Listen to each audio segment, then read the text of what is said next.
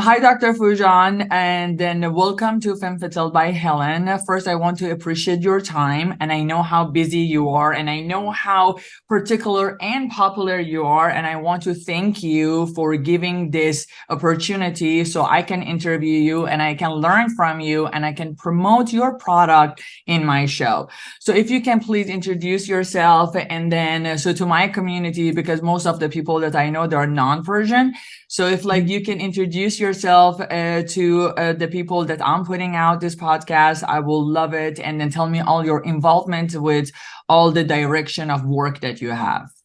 Of course, it's such a pleasure to be on your show. Thank you so much for inviting me, Helen. Thank you. And hello to everyone who's with us, listening, viewing us, and just to share with you, I'm a psychotherapist and a coach. I've been in this field about 30 years. And through everything that I've learned in both coaching and psychotherapy, I've developed a psychological and educational model through certifying all the therapists and life coaches across the world. Actually, it's called International Awareness Integration Institute, and we're in multiple countries at this time.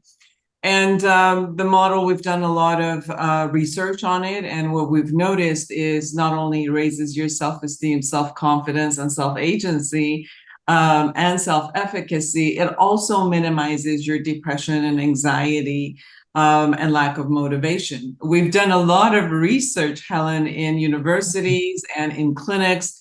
And we're consistently astonished in the way that this is working for people.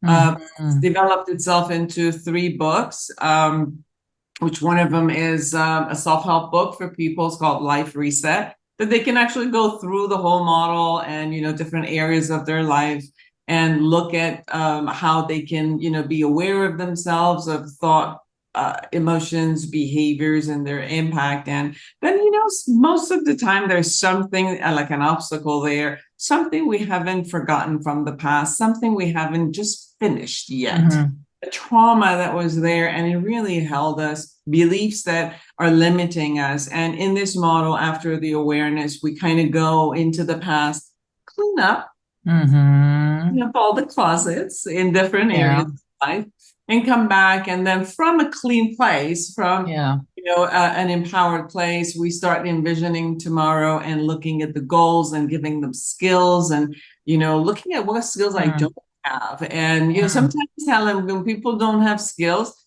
they assume there's something wrong with them. And it's like, hey, you just don't have the skill. Don't worry about it. We're born with all the skills, you learn the skills, not just because you don't have the skills. It turns out to be like, I'm not good enough, I'm incompetent. No. Yes. Skills, and I got to go learn it. So envisioning that and creating a structure for a person to kind of set their goals and move forward. So it's been really cool. And I've been teaching at Cal State University, California State University, Long Beach, the same model in, well-being and mental health and well-being class. And again, I had one of the students, Helen, write me, it was so beautiful. I got tears. And she said, I've been in the school for 4 years and I graduated. And this is the only class that I can really say that it impacted my life, everyday life, versus all the other ones. I would go, get absolutely, degree, but couldn't really use it in my life.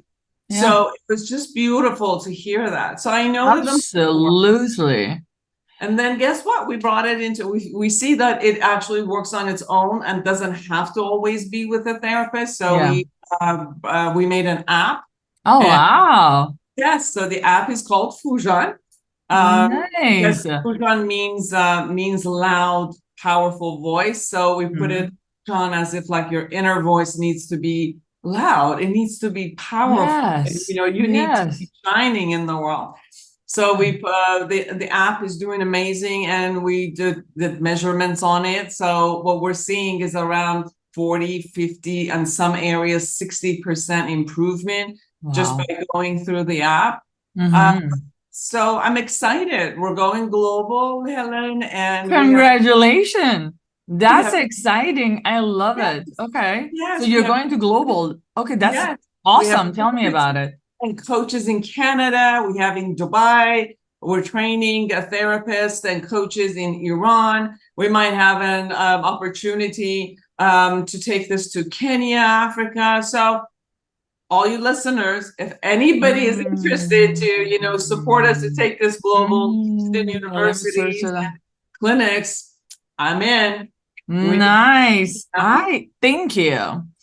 You know, one of the reason I have even this podcast is because of this, because I want to introduce coaches, because I want to promote self-improvement. I want to promote, if you feel like there is something lacking here, if you have lack of self-love, self-appreciation, or feeling, oh, I'm not smart enough, or I'm not good enough, or like I'm not capable enough, all you need to do, you need to take a step in order to feel better with whatever you're facing with. So, and there are tools out there. There is coaches out there. There is therapists out there. There is people, books, online program that it can help you to eliminate how you feel or learn what or why you feel certain way so you can do something about it. So you've been touching so many different subjects that I'm like so eager to cut in the middle of whatever you're saying. I'm like, yes, that's like a super important.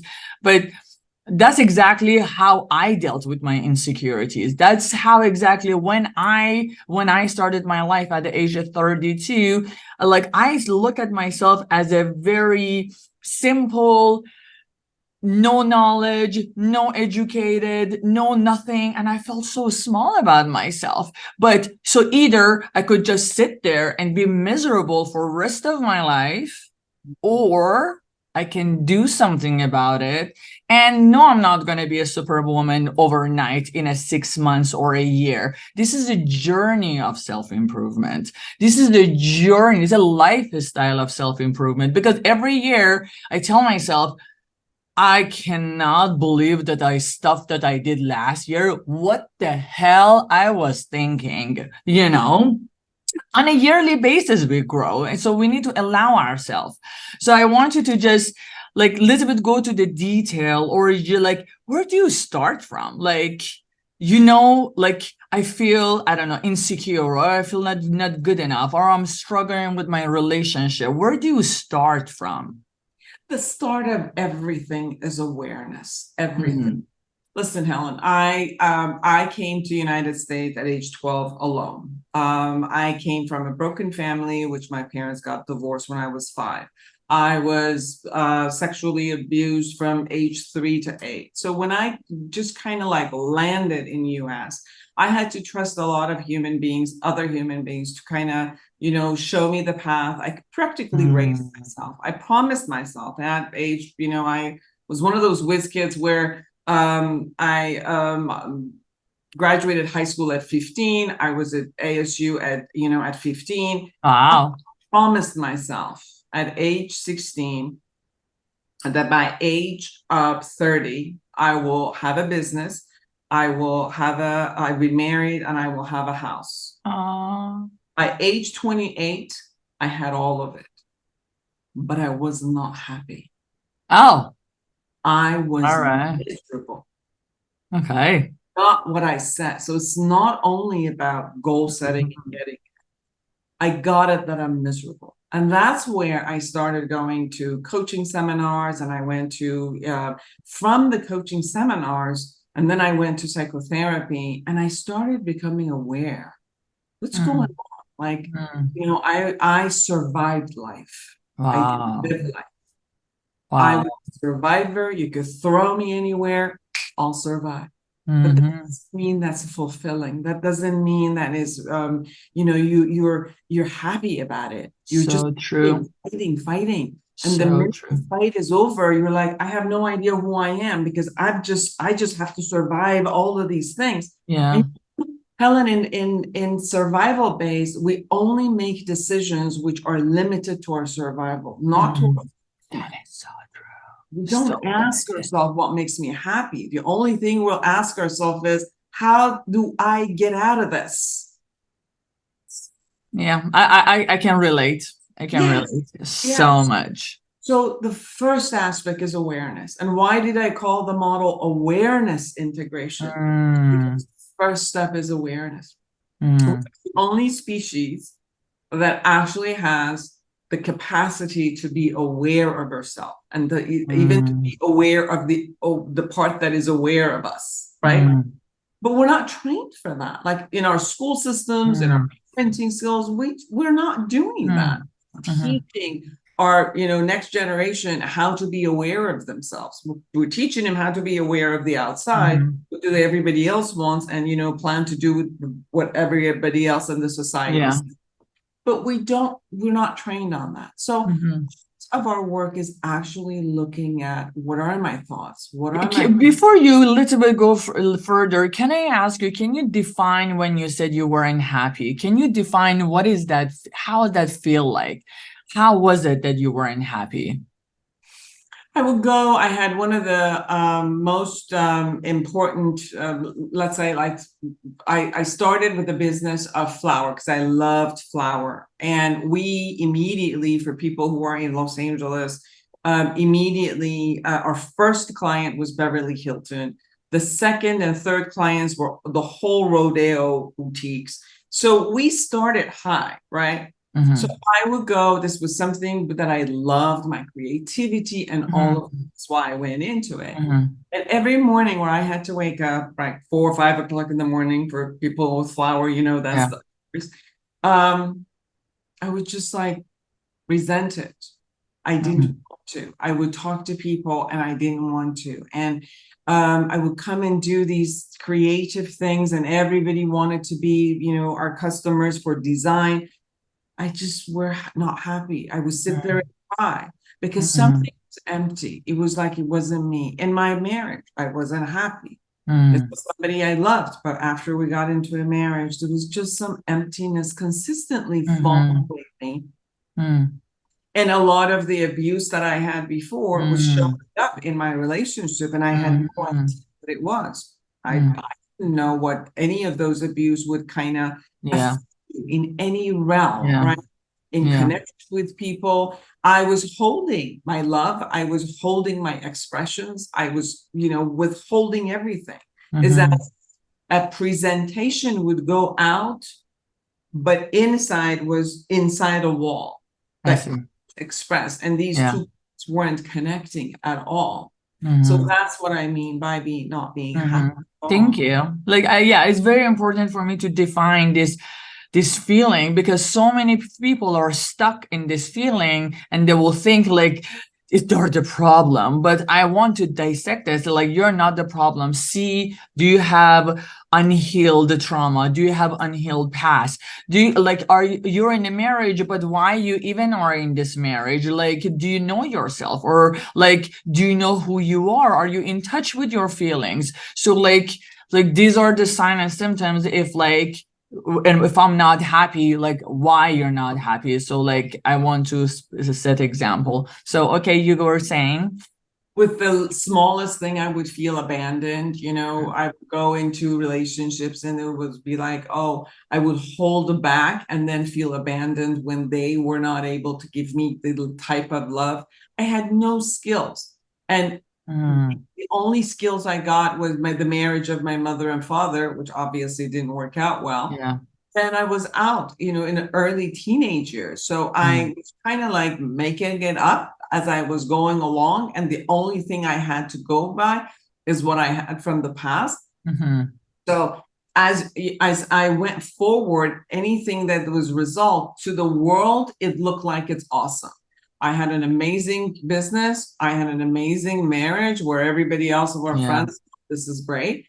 But inside, I knew that none of this working. So when you're looking at Mm-hmm, the awareness of like my thoughts, my beliefs, my emotions, how do I behave? Like I had no yeah. skills of even communicating. Yeah. I would hold, and then, burst and Yeah. hold, and then burst. Because of not, having the abuse as a child, I had no idea how to even set boundaries with Yeah. people. I didn't Yeah. even know how to say no. I Yeah. just I had to do everything everybody wanted, including Or if we say no, then people not going to be our friend. People are not going to like us. People are not going to love us. So we are not lovable. And like, I'm all alone now. What? yeah. And I already had it that I'm not lovable. Like if you looked at me from the outside and talked from the front, everybody loved me, but it didn't matter. I wasn't taking it in. The door was shut. The door was so closed, you know? So going through the awareness and looking at how my behavior, my attitude, my belief system creates a results in my life, and you know, to own those results, be responsible in the things that I'm creating in my life, the good and the bad, the positive and the negative. It's all part of what I'm creating or co-creating with the world. And then I started looking at those traumas. So you go back and kind of start healing the traumas. And with the methodology that I created, I brought most of the schools of psychotherapy together. So all the cognitive ones, the emotional ones, the body and mind, and, you know, like hypnosis, everything that I've ever learned, I brought it together, plus coaching, which then you go back into the childhood and kind of like integrate, see what beliefs I created as a 2-year-old, as a 5-year-old. And somehow my life is running by those beliefs, while That's a 5-year-old maid. That is a 6-year-old maid. Yes. And then what's happening is my other parts are gaining knowledge, but somehow these two parts are not connecting and transferring knowledge. So the 5-year-old thinks she's still a 5-year-old in the closet, scared, powerless, while my other part is building businesses, you know, doing my everything. So this essence of my power from this side never was, you know, the memo never got to the 5-year-old. Oh my God, it's absolutely like, this is what you say is my childhood. So everything that you say, I'm like, exactly. Absolutely. So it's like I'm like at the age of 35, 37, I was either, I have two characters, a 5-7 years old or a businesswoman that was able to handle business. But if you go to the personal life, like I'm like a 5 years old. Absolutely. Exactly. So we create a connection between, and when you start connecting these pieces, the neural networks of your brain start connecting and releasing. And then the most important thing is that at every age, we made a decision. If it's hooked, it's because we made a decision, and that decision became general. You know, my mother wasn't there for me to give me food at the time. I made it mean my mother, I'm unlovable. And then I made that into a general thing. It wasn't like my mother just couldn't right now give me food. It was no. It was a general idea about me being lovable and all of that, right? So finding those beliefs and the time that we actually made those statements to ourselves. And then dismantling those beliefs, letting it go, and integrating who you are with that part of you. And part of the process, again, because I've done so much trauma work through the 30 years, I've learned how to kind of like make it very efficient. In how, like I say, it's a very, very efficient surgery, like in and out, you know, very deep and out, and the wound, you close the wound. So there's a system into this where how you integrate. And then the other part is, it's important for you to look at this in every area of your life, your relationship with people, acquaintances, siblings, parents, intimate relationships, sexuality, career, money, death, you know, nature, every area of your life, a significant person that was in your life. Because when you make a decision as a very, very early child, imagine if I said, you know, I'm unlovable because my mother did a particular thing to me. Now I go to school. So if a kid who's there just says, ew, I hate you, I don't want to play with you, which is what kids do. What do I say? Oh, I'm unlovable. Nobody likes me. So this goes in the area of friends and peers, right? Yes, 100%. 15, 16, I'm in love with the guy over there. And, you know, obviously everybody goes through rejection. The guy does like, let's go steady. And then 2 minutes later, I don't want to be with you, or something happens. What do I say? see, I'm lovable. No guy likes me. So now it hits in the intimate relationship area, right? Go Yes. to my first job and I'm not skilled enough, and my supervisor says you're not doing this right, and then I'm like, see, I'm unlovable. And then it goes to the area of career. If I have a child and the child says, I hate you, mommy. All children say that at one point when they Yeah, don't absolutely. Yes, yes, yes. see, I'm unlovable. Now it goes in the area of children. So you could see, in order for us to dismantle these type of belief systems, which are persevering in there, Yeah. is actually become aware and do this process in different areas Yes. of our life. And kind of like clean up, just Yeah. clean up all the closets. Yeah. And then from there, we start, setting up of who am I? Like, if Yeah. I actually integrate it all inside, who am I? Who do Yeah. I get to be? And Yeah. then the goals in every area of life I want to set up and create Yeah. so it's a complete model of looking at the present, living in the present moment, hearing the past, envisioning the future, and every day being intentional about what you want to create. Yes. Yes. Yes. Yes. I want to add something to this. About a year ago, I had a failed relationship, which I was like so in love with the guy. And usually it takes me like, let's say I meet 1,000 guy and then I like one. And then when I like one and I'm like, I like you so much. And then when I had this failure relationship, then I realized like what is it triggered here? Why I wasn't able to communicate enough. And it opened all my wounds. It opened like I had to look at go back to my childhood and to realize, oh my God, so many certain behavior that it all showed up in this relationship is like childhood drama. Like my horrible relationship with my father, it just appeared here. So when you go through this kind of stuff, like don't sit there and try to blame other people. Oh, this person did this to me, or that person did that to me. Just like I want to say, go start with yourself. Go start with yourself. How did I show up in this relationship? How did I show up in this communication, the ways that I communicated? How did I feel? Did I contributed anything in this relationship to fail? Like was I able to, I don't know, learn a new sets of skill that I can handle my relationship better? So from there I started go do inner work, inner child work. Oh boy, was painful. Oh boy. Like I'm very, very high self-confident. You can throw me in the room and I'll survive. I'm a survivor. I started from zero in 2014. So it's I'm very, very like to people, whoever they know me for my strength. But in that 6 months, when I started doing this, I was a 5 years old again. Like I remember coming to work and you're just worrying about how people are gonna judge me, and I was like I didn't know myself anymore.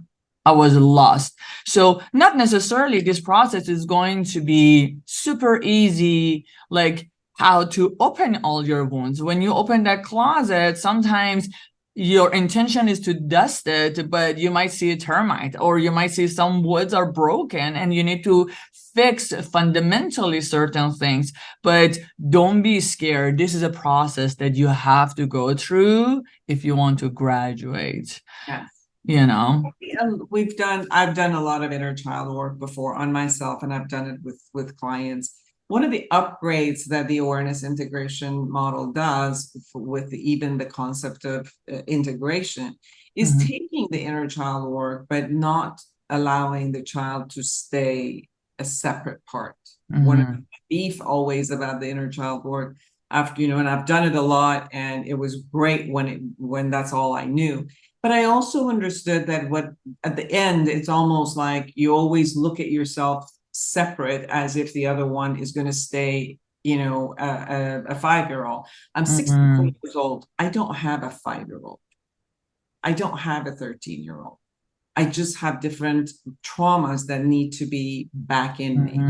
I don't need, as a 61-year-old, to ever, ever, ever, ever act like a 5-year-old.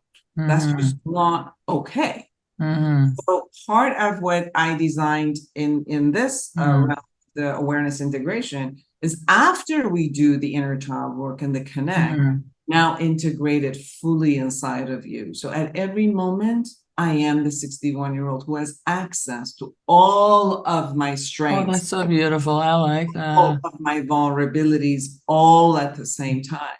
When you have vulnerability, side by side, your other part of the strength is coming and taking care and assess and see what it is. Because in my intimate relationship, I need to have my vulnerabilities out. I love relationships with my friends, with whomever I love. My vulnerability needs to be out. And my strength needs to be out other places. So having access to all of them simultaneously, you see at every moment what's needed here. And you access it. Does that make sense to you? Yeah, it does. It does.